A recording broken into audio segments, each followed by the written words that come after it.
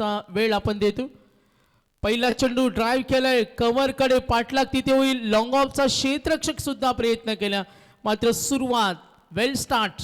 पुढचा चेंडू round wicket ना समोर ऑन दी राईट्स, तिकडे फिल्डर प्रयत्न करताना सीमारेषेकडे आणि चौकारानंतर हा येतो आणखीन एक षटकार, बिग शॉट. दापोलीकडून गोलंदाजी करताना round wicket off stump. Appeal जोरदार, या अंपायर सिग्नल आउट. पहिला धक्का बॅटिंग टीमला. कमान 11 या धावसंख्येवर पहिला धक्का. अनिकेत ऑन साइडला पुन्हा आणखीन एक संधी. इनसाइड सर्कल आणखीन एक धक्का. 5व्या चेंडूवर बॅक टू बॅक 2 विकेट्स. तर thank you so much Nilesh sir. त्याचप्रमाणे त्याच्या समवेत आदरणीय टोनी अरोरा साहेब. त्यानंतर हा डॉट बॉल. ओ गती कमी केली, ऑन साइडला ड्राइव्ह केला, बिग स्ट्रोक. मिळतील धावा 6, षटकार. गवान कुणालला आपण जरूर पाहिलं. कुणाल कोळी आतषबाजी रूपानं मैदानावर तो खेळतो. विस्फोटक गडी बाद झाले. स्लो केला, गती कमी आणि आता विकेट मिळाली. याच विकेट स्लो केला चेंडू. Oh good catch, what a catch, really nice, brilliant catch. दापोलीचे क्षेत्ररक्षक तिथे होते, चिन्मय पाटील.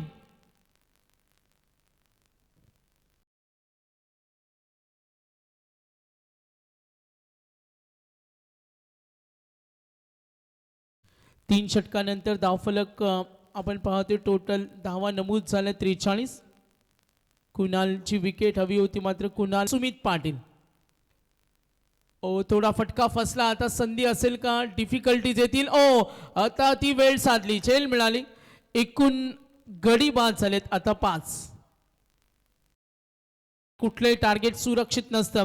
आक्रमणाचा प्रयत्न बॅटच्या मधोमध्ये आला, रडार मध्ये पॉवरफुल स्ट्रोक आणि मिळतील धावा 6.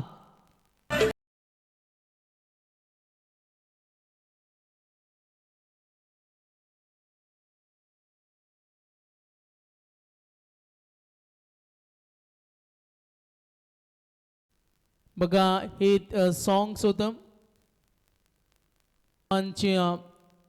गावदेवी माता असेल आणि ती जत्रा 11-12 एप्रिलला तिची सुद्धा सर्वांनी धावेवर तो खेळतो. ओ व्हॉट अ क्लास, काय अप्रतिम फटका, सौंदर्य दाखवणारा टायमिंग स्ट्रोक बेमिसाल.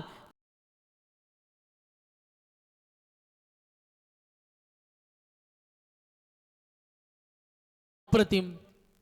कमरकडे खेळाडूचं नाव चर्चेमध्ये होतं, तोच आणखीन एक डीप कडे फिल्डर थोडा नाराज आहेत. UNPL मध्ये आपण पाहतो फलंदाज होता संदेश, मॅन ऑफ द सिरीज त्याला मिळाली होती, मात्र त्याच्या कव्हरकडे ज्या अनोख्या फटक्यानं सर्वांना खुश केलं. कुठे का होईना पूर्वार्धामध्ये जे योगदान दिलं बॅटिंग युनिटमध्ये. 62-63चं टार्गेट.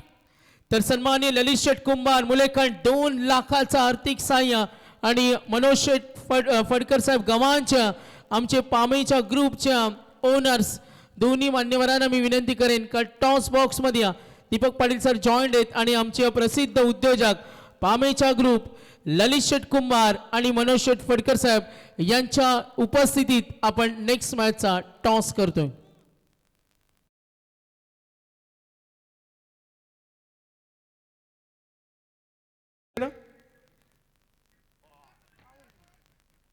पहिलाच बॉल यावेळेस चेंज ऑफ पेस होता. स्लोवर वन हा ओळखला शिवतेजना आणि पाठवून दिला स्क्वेअर लेग बाउंड्री लाईनच्या वरतून 6 धाबांकरता.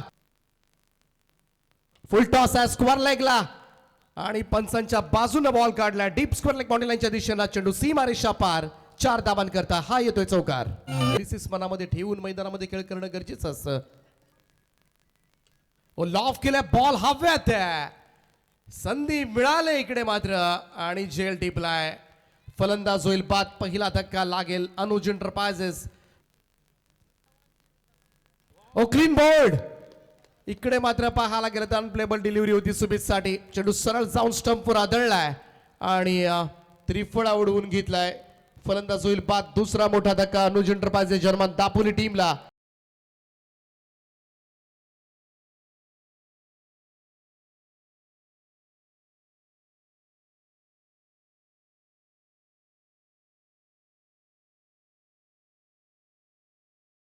जरूर आहे.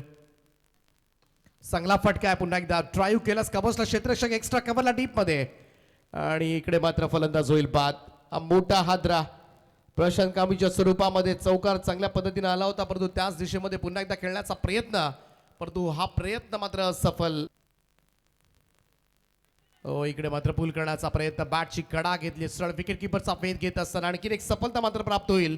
अलंकारला आल्या पावली माघारी परतावा लागेल. ओमकेश पाटील बाद.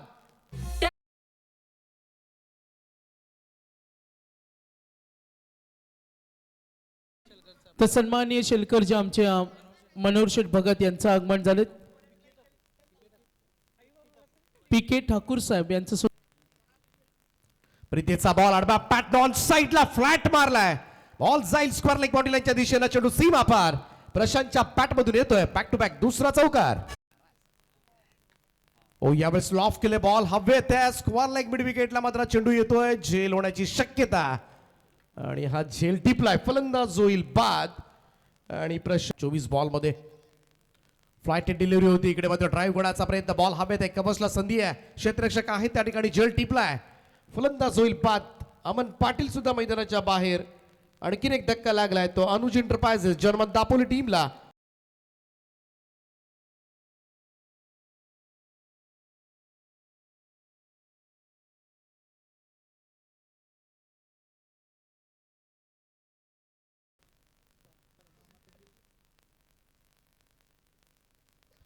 अपील पाहायला मिळाले आणि इकडे मात्र अपील सुद्धा स्वीकारली जाते. लेग बिफोर द विकेटच्या स्वरूपामध्ये आणखीन एक मोहरा यावेळेस मैदानाच्या बाहेर जात असताना संपूर्णपणे औपचारिकता बाकी राहिले.